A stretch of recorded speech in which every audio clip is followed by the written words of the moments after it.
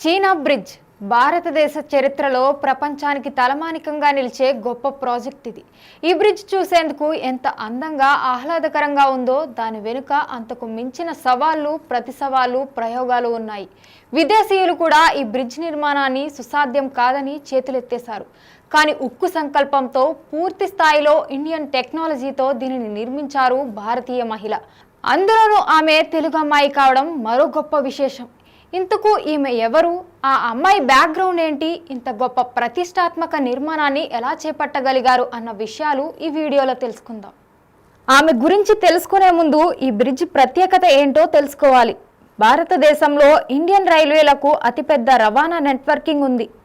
దేశంలో ఒక రాష్ట్రం నుంచి మరో రాష్ట్రానికి అనుసంధానం చేస్తూ అనేక రైల్వే మార్గాలు ఉన్నాయి.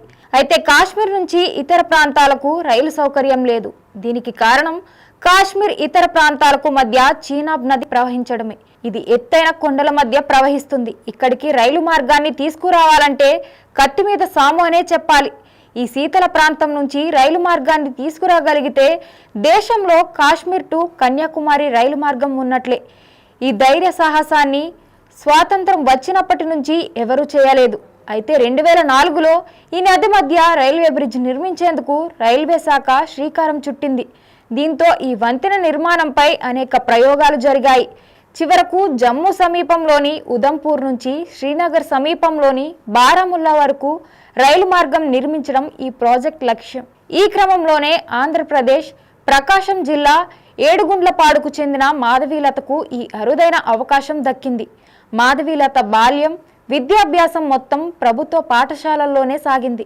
ఇంటర్లో మెరుగైన మార్కులతో పాటు ఎంసెట్లో మంచి ర్యాంకు సాధించడంతో కాకినాడ జేఎన్టీయూలో సీట్ వచ్చింది. అక్కడ బీటెక్ పూర్తి చేసిన తర్వాత వరంగల్ నీట్లో ఎంటెక్ చదివారు. ఆ తర్వాత ఐఐటి మద్రాసులో పిహెచ్డి చేశారు మాధవీలత.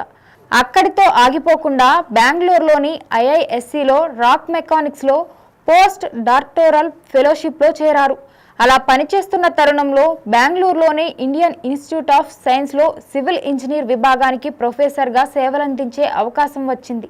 అలా కొంతకాలం తన విధులు నిర్వహిస్తున్న సమయంలో సెంటర్ ఫర్ సస్టైనబుల్ టెక్నాలజీస్ విభాగానికి చైర్పర్సన్గా ఎంపికయ్యారు. అక్కడ అనేక ప్రాజెక్టులలో క్రియాశీలకంగా పనిచేశారు. ఈ సందర్భంగా చీనా ప్రాజెక్టు పనిచేసే అవకాశం దక్కింది. తన ఇంజనీరింగ్ మేధస్సుకు పదును పెట్టి ఈ చీనా ప్రాజెక్టును పట్టాలెక్కించేందుకు కృషి చేశారు. ఈ ప్రాజెక్టు చేపట్టే సమయంలో మాధవీలతకు వివాహం జరిగింది.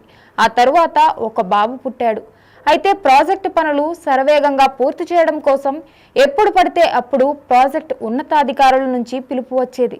దీంతో బాబును ఇంటి దగ్గరే వదిలేసి వెళ్లాల్సి వచ్చింది. అప్పట్లో రోడ్లు లేకపోవడంతో కొంత దూరం నది మార్గం గుండా పడవల్లో ప్రయాణించి అక్కడి నుంచి నడుచుకుంటూ కొండలు ఎక్కాల్సి వచ్చింది. అలా అనేక ఆటుపోట్లు గట్టిగా ఎదుర్కొని చివరకు పట్టుదలతో చీనా బ్రిడ్జ్ నిర్మాణాన్ని పూర్తి చేశారు. ఈ వంతెన నిర్మాణానికి 1400 కోట్ల రూపాయలు ఖర్చు చేశారు. అలాగే 300 మంది సివిల్ ఇంజనీర్లు, 1300 మంది వర్కర్లు రాత్రింబవళ్లు శ్రమించారు. 130 ఏళ్ల నాటి కలను సాకారం చేసేందుకు ఎన్ని ప్రకృతి విపత్కర పరిస్థితులు తలెత్తినా తట్టుకుని నిలబడ్డారు. రెండు కొండల మధ్యలో నది ప్రవహిస్తుండగా బ్రిడ్జిని నిర్మించాలంటే మాటలు కాదు. కొండల్ని చెక్కేటప్పుడు రాళ్ల లోపల పెద్ద కుహారాలు బయటపడ్డాయి. వాటిని పూడ్చుకుంటూ సిమెంట్తో గ్రౌండింగ్ చేస్తూ రాళ్లు పడిపోకుండా జాగ్రత్త తీసుకున్నారు. డిజైన్ యూజ్ యూ గో అనే పద్ధతిలో ఎప్పటికప్పుడు ప్లాన్ మార్చుకుంటూ నిర్మాణాన్ని చేపట్టారు. భూకంపాలు తట్టుకుని నిలబడేలా ఎత్తైన ప్రదేశంలో నిర్మాణం గనుక వేగంగా వీచే గాలికి ఎలాంటి ప్రమాదాలు జరగకుండా ప్రత్యేకమైన ఫోకస్ పెట్టారు. దాదాపు 120 ఏళ్ల వరకు ఎలాంటి సమస్యలు తలెత్తకుండా ఉండేలా నిర్మించారు. ఇంతటి చారిత్రాత్మకమైన ప్రాజెక్టులో మన తెలుగు మహిళ కీలకంగా వ్యవహరించడం మన తెలుగు జాతికే గర్వకారణమని పలువురు అభిప్రాయపడుతున్నారు.